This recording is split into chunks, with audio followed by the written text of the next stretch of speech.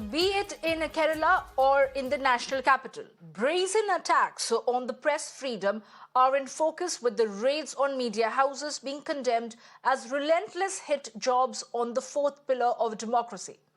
While the Prime Minister and his government has been on the opposition's crosshair for allegedly using agencies to target rivals, one of its principal oppositions, the Pinarayi Vijayan government, has now come under attack over similar allegations. Kerala Chief Minister Pinarayi Vijayan spoke on the floor of the Assembly on Monday, saying they are not against any press freedom but were cracking down on fake journalism. Several opposition leaders have condemned the Pinarayi Vijayan government for threatening press freedom after Kerala cops carried out raids on media house Asianet. Speaking to the media, Congress leader V.D. Satheesan slammed the LDF government and stated that such acts are symbols of intolerance.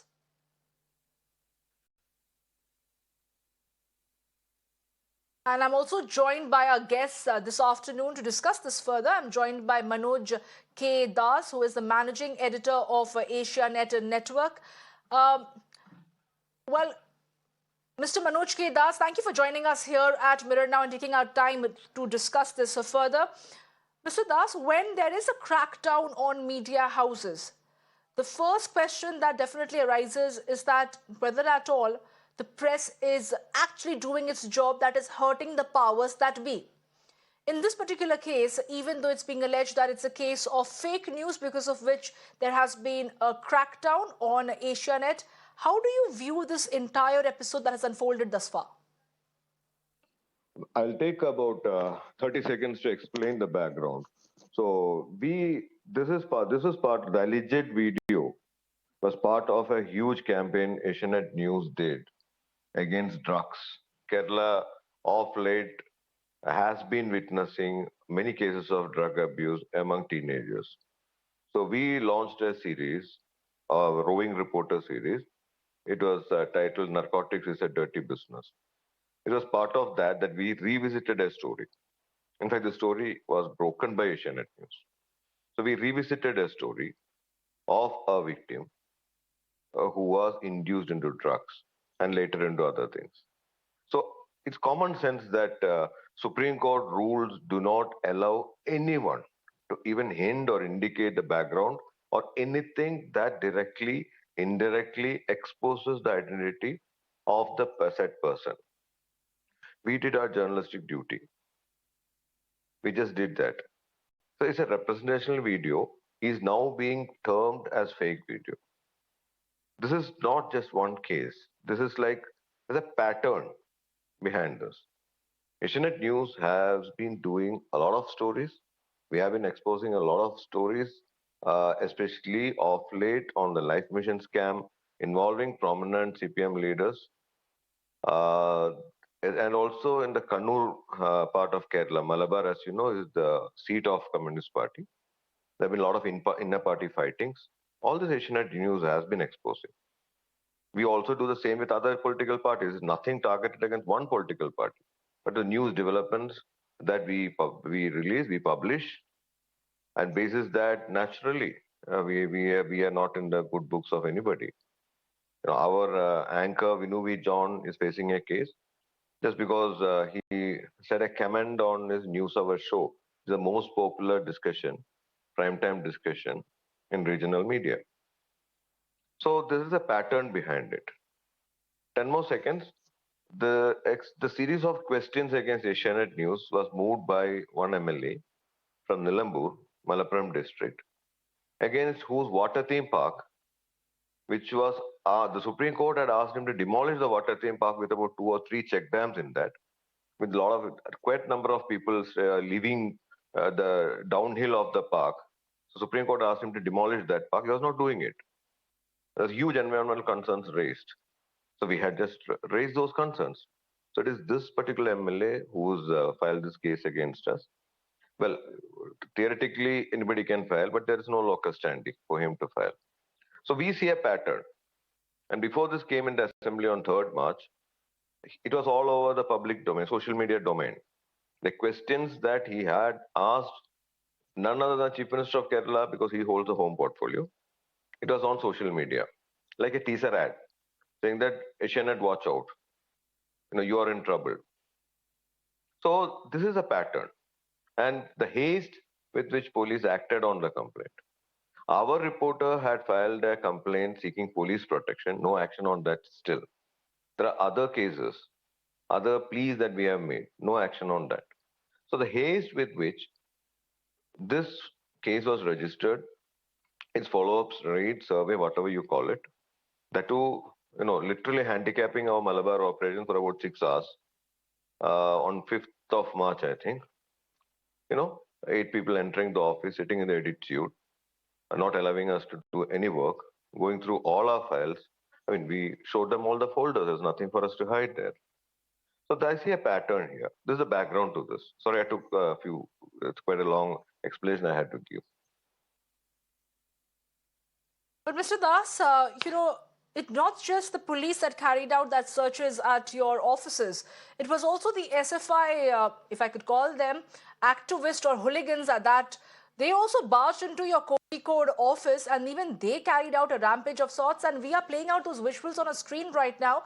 Do you think there is a free hand to try and intimidate media in this manner in the state? And this comes with some sense of support from the state government.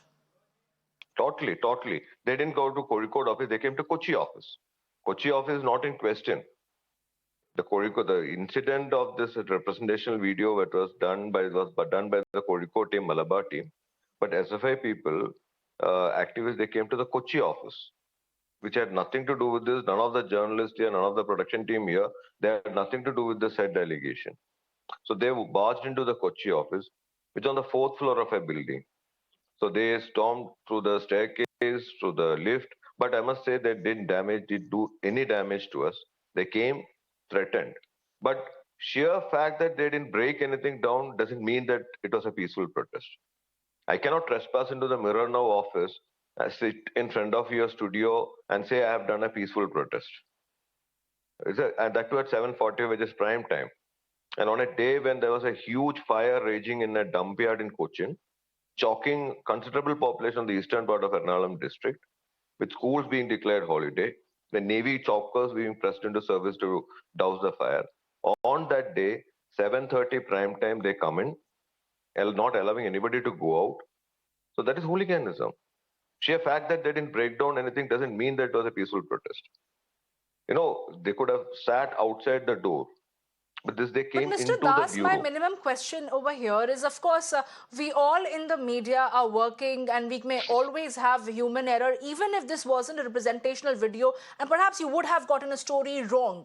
This demonizing of media doesn't really serve the purpose. There is a way where you can take a legal recourse if you want to go ahead as far as objecting to a certain content which you feel is baseless and fake. Why do you think the state government doesn't resort to that and rather takes this route to try and instill fear against your own work? Worst thing happened even yesterday. One of the young leaders, Jake Matthews, he made an open call to attack journalists, Asianet News journalists. He said, we would have dragged each of you out and slapped you. For doing what? And it's not a fake video. It is not at all. We all do. We all in the media know that, for any incident that we don't have a real visual, we do a representational video.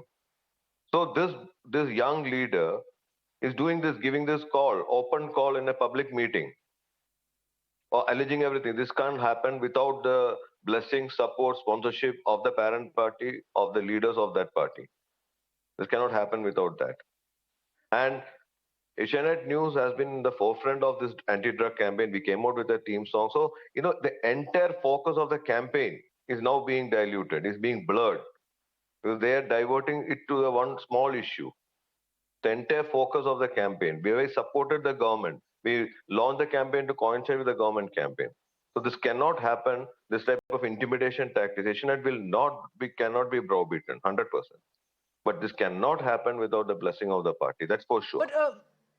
But Mr. Das, when the Kerala Chief Minister made a statement in the Assembly, he said that the police were only doing their job. They went inside to find certain documents, certain papers, to try and build up their case.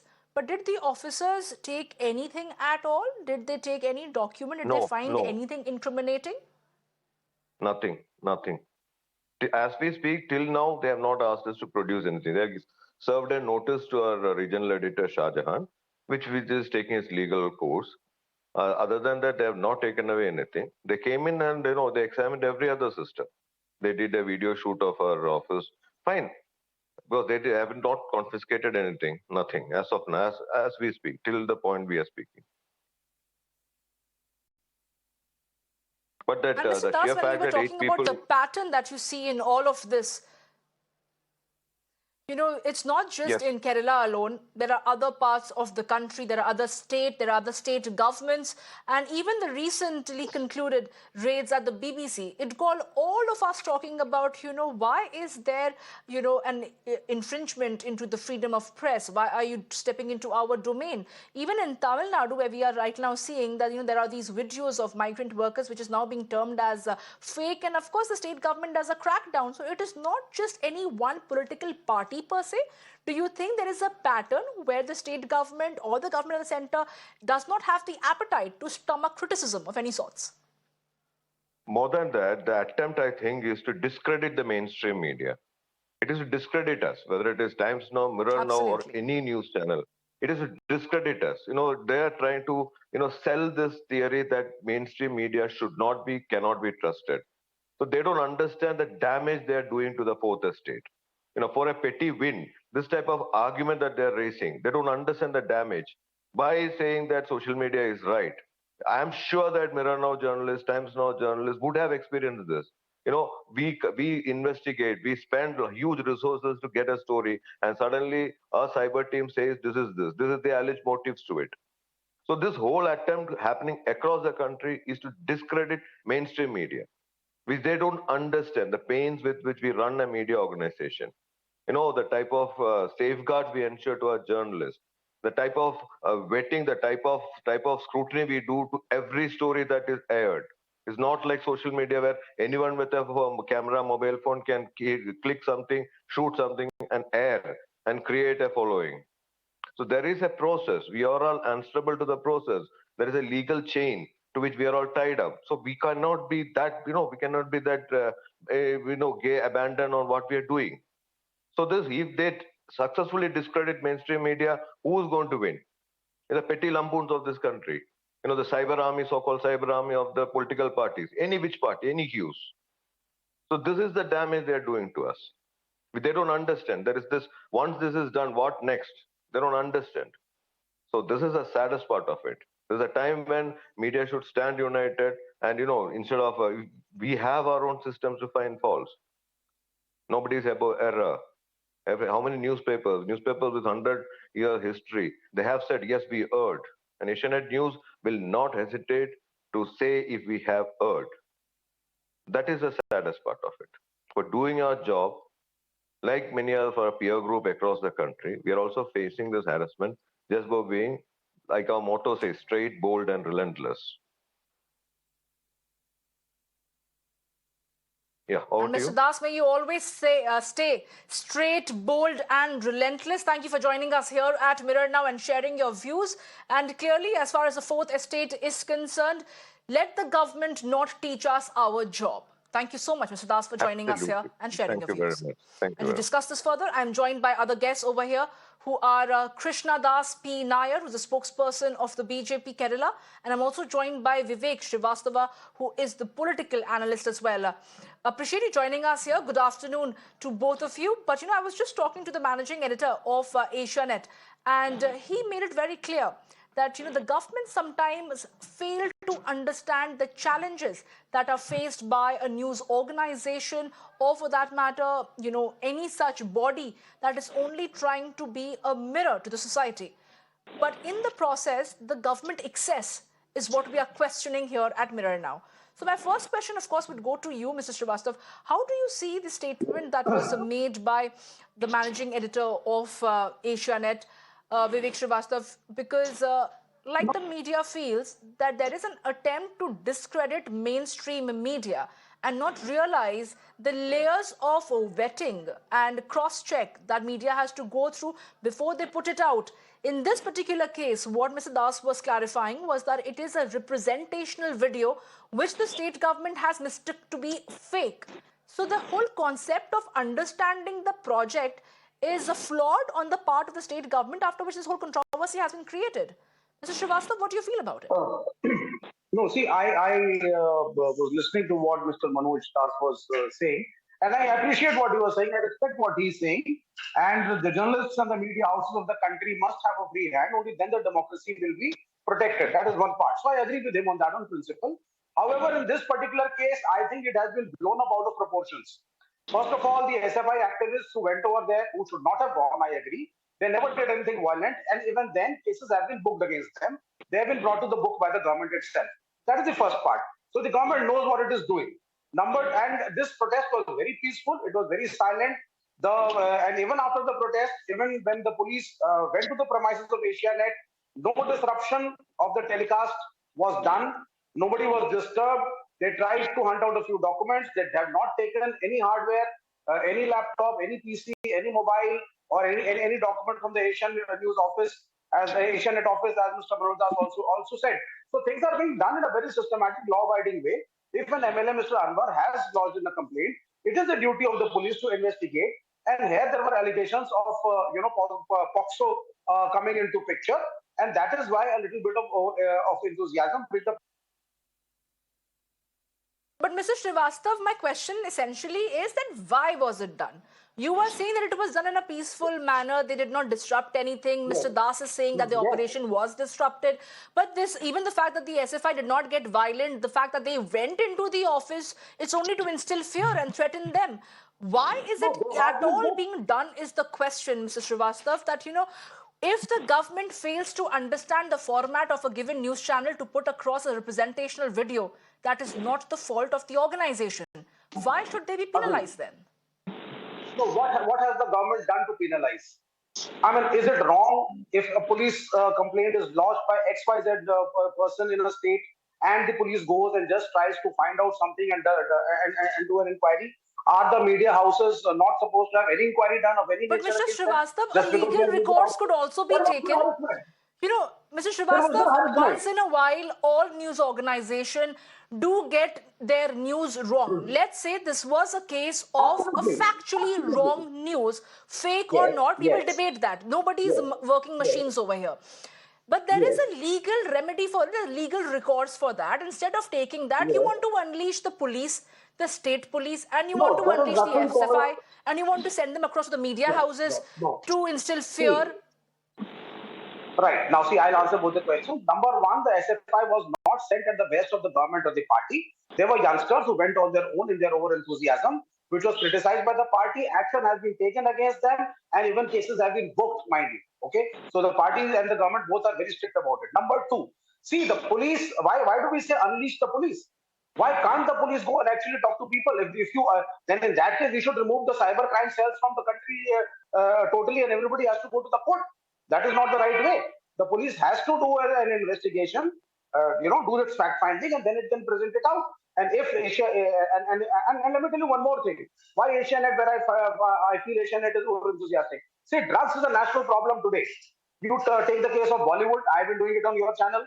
Okay. You take the case of Delhi. You take across the nation. Our central agencies at the central government and the Narcotics Control Bureau has failed in stopping the drug menace and stopping the drug movement in the country. I don't think anybody has been given any space or a position of power to judge a media channel to say that they are over enthusiastic. And that is where I'm going to bring in my other guest also over here who's joining us, the BJP spokesperson, Krishna Das P. Nair. Mr. Nair, you've been hearing the entire debate. You've also been hearing what Mr. Das had to say as the managing editor of Asianet. Do you feel there was a state excess that went absolutely wrong when it comes to freedom of press? Because the left government always are the proponents of a freedom of press, the creative freedom and a dialogue process. But when it comes to their own state, perhaps they've been left wanting.